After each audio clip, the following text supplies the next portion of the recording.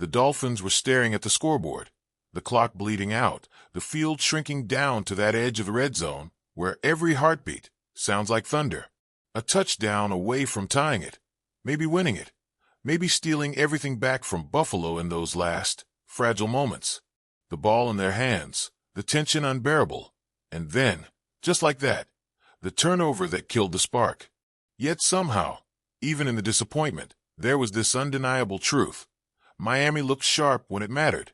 Sharp enough to make people sit up and wonder if something bigger is building underneath all that noise. Numbers don't always tell the whole story, but sometimes they don't lie either. Third down after third down, Miami kept refusing to bow. They didn't just move the chains, they made Buffalo, the team everyone swore had the most brutal third down defense in the entire league, look ordinary. 10 conversions on 15 tries, 8 of the first 10 ripped right out of Buffalo's chest. That kind of efficiency doesn't happen by chance. It doesn't happen against the league's stingiest defense on that down.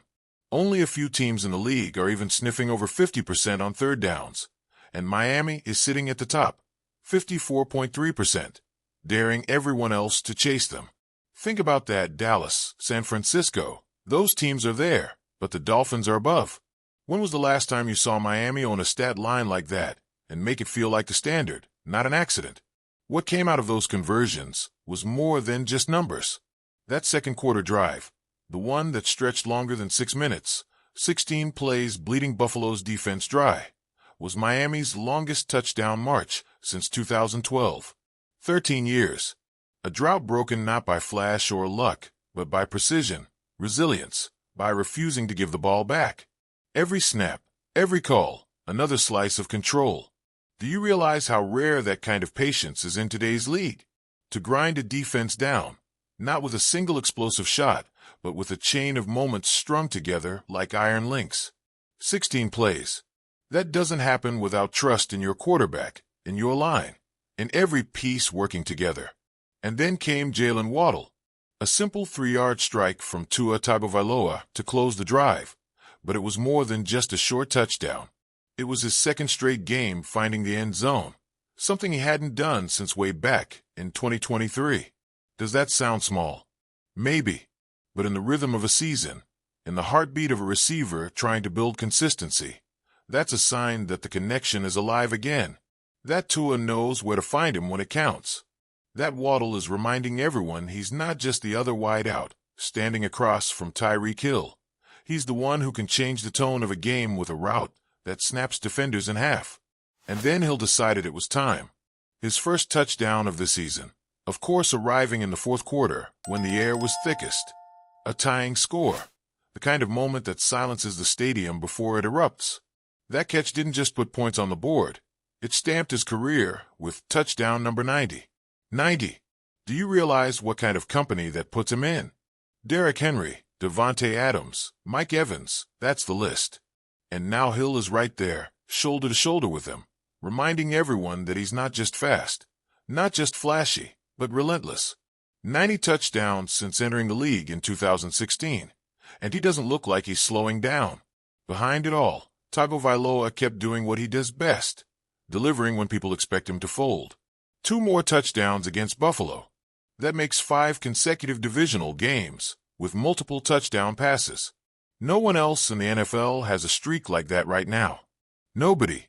You can argue about arm strength, about injuries, about whatever criticism gets thrown at him every other week, but the numbers keep stacking up. At least 1 touchdown pass in 39 of his last 40 games. 18 straight games with a touchdown. The only guy ahead of him, Lamar Jackson. So how much longer can people dismiss it as coincidence? At what point does this become undeniable proof that Tua is exactly what this offense needs, and maybe more? Look at the offensive line for a second. No sacks. Not one. Against a defense that's built to collapse pockets, disrupt timing, punish quarterbacks. The Dolphins' line held the wall. For the first time since late 2024, Tua walked off the field without being driven into the turf even once. Patrick Paul, Jonas Savaiania, Aaron Brewer, Keon Smith, Larry Borum, they started it. Daniel Brunskill stepped in during the second half. Together, they raced Buffalo's pass rush. Do you realize how much that changes everything? When Tua can stand in the pocket without feeling ghosts around him, when the timing stays clean, this offense hums in a way that looks unstoppable. And then there was Bradley Chubb. Maybe it's time to start calling him Mr. Thursday, because what he does under those lights has become almost absurd. Another sack, his third of the season, tearing Josh Allen down on third down, forcing a missed field goal. It wasn't just a sack. It was a momentum shift, the kind of play that keeps hope alive. 3 straight games this year with a sack, the first Dolphin to do it since Trace Armstrong way back in 2000. And in his career, whenever the calendar lands on a Thursday, Chubb turns into something else entirely. For games, 8 sacks. 2 sacks per game. No one in the league touches that on Thursdays. It's like he saves something special for the nights when the whole country is watching. Milestones stacked up, too. Jordan Brooks, Bradley Chubb, each hitting their 75th career start. Larry Borum stepping into his 50th game. And Jordan Colbert, a name maybe not many knew before, taking his first steps onto an NFL field. Those marks don't scream at you the way touchdowns and sacks do, but they matter. They tell the story of careers building piece by piece, of players writing their own chapters, while the spotlight usually falls on the stars. And yet, with all of it, with the third down dominance, the 16-play masterpiece, the touchdowns, the streaks, the milestones, it still came down to that edge of the red zone, to the turnover that snapped it all away. Isn't that the paradox of football? A game full of brilliance that can still be undone by a single mistake. But the feeling that lingered wasn't hopelessness. It was fire. This wasn't a team outclassed. This wasn't Miami folding under primetime pressure. This was a team showing resilience, power, precision, and then stumbling at the finish line. And if that's the worst-case scenario, if that's the floor, then what does the ceiling look like? When you stack it all together, doesn't it start to feel like something is shifting? Doesn't it feel like the Dolphins aren't just surviving primetime anymore, but owning the stage in ways people haven't seen in years? Think about how the atmosphere shifted with every snap. The Bills weren't just another opponent. They were the divisional wall Miami has been trying to knock down for years. Every third down they converted, every yard after contact, every clean pocket Tua stood in. It was like watching layers of doubt peel away. Yet it ended with frustration, and maybe that's the part that lingers most. Why? Because when you're that close, when you can almost taste the upset, the sting burns deeper. Still, peel back that ending for a second. What remains?